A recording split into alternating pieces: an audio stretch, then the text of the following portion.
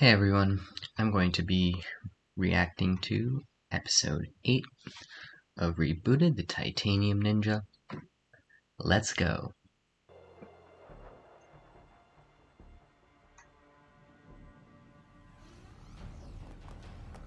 Okay, this is spoilers, but how were they able to make it through the atmosphere with zero problems and also get off of the comet without the rocket with just their boosters that like barely let them fly around in Ninjago? Hate that so much. Bow to a new master. Looks like you already have that part down. How can I stop this? How does Cryptor add being ableist to his list of bigotry? He doesn't run out. Should I cheer for both of you? Now just don't give up. My dad was right. I'm so glad the love triangle got retconned. I hate this. Search for the power within, and then realize the greatness within each other. He's right. No, that's not, no. That doesn't mean anything. He's not right. He didn't say anything. Oh, stranded on a comet? Like, super far from your home planet? Barely an inconvenience. Listen, with just enough air, we can now support our elemental shields. Let's try, guys. The elemental shields that didn't exist before this movement, where they were necessary and then disappear. We love those things.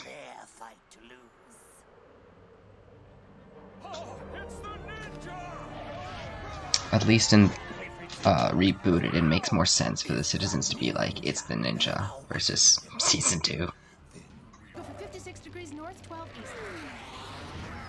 Zane, you're next. Don't worry, I got you. Okay, literally what do those degrees even mean, and how are the ninjas supposed to know it? They can barely even, like, walk around without tripping over their own feet. How are they supposed to understand those arbitrary coordinates? I have Temple of Fortitude here in the city. Temple of Fortitude. That was left over from the Stone Wars. The Overlord used it as a stronghold against the power of the first spinjitzu master. It has a sacred seal of protection that can resist the golden power. Very clever. If you can make it here alive. I like how this wasn't even close to being set up anywhere else in the season before it, again, became relevant for the story. It's just like the Digiverse. His turf, his rules. So basically we can expect him to do basically everything in the most stupid way possible and lose even though he should control everything. Onwards to the...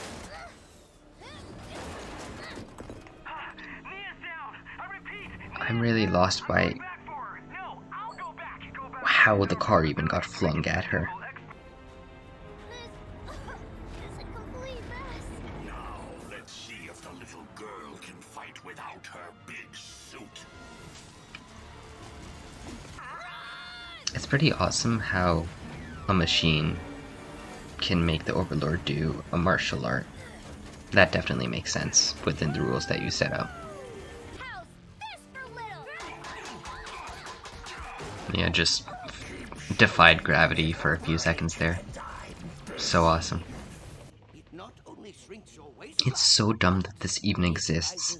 I'm actually struggling to think of another finale that, like, has a completely dumb and pointless, like, solution to the conflict that comes out of nowhere, to substitute a different dumb resolution to the conflict that pretty much comes out of nowhere. So true. Damsel in distress, but I don't think it suits me.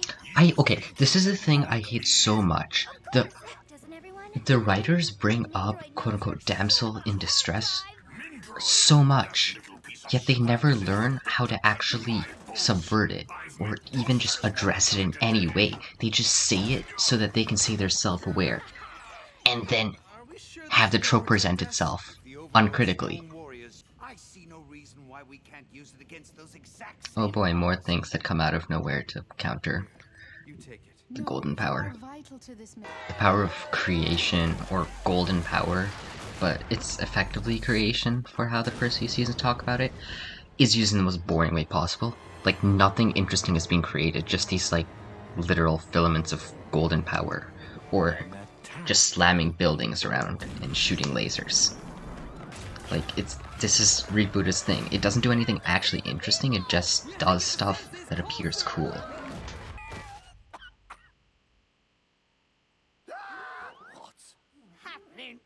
Can we talk about how this doesn't even make sense for Pythor's character? There's zero reason why he would care about the Overlord to, like, tank a pill sent for him. Especially when he doesn't even know what the pill is or does. The golden power just makes the armor stop working for no reason. Literally zero reason. That's all that's given. It's also awesome how Zane just decides here, I'm going to die in like 5 seconds, and it's not built up at all throughout the rest of the season. The only thing that is built up is like his power source can explode. Even if you grant Rebooted that it's like thematically about balancing technology and humanity, and even if you ignore the fact that Zane is like the whole point of his, or the whole way sacrifice works is by blowing himself up because of how he's designed as a robot, even his motivation for sacrificing himself ultimately stems from how he was built as a robot. He was built to protect. Good speech. The flashbacks covered a broad enough range of moments throughout the last few seasons where it felt meaningful to have a flashback. And 6 minutes of definitely some of the best music in the whole show. But it's pretty funny that what is likely meant to be a very consequential and meaningful and impactful sacrifice is literally instantly undone in the span of 3 minutes. That there's enough time for the characters to know that Zane has to be dead, give a speech at the funeral, and then he is instantly revived. That's wild. And what's even wilder is that we have literally no idea how that happened, or why he was able to manage that and show up in Borg Tower and do the stuff with Pixel and make himself a new body. None of that makes sense or is explained, ever. And, oof. Yeah, I really just don't care about the sacrifice anymore. But that's the end of Rebooted. I'm actually surprised by how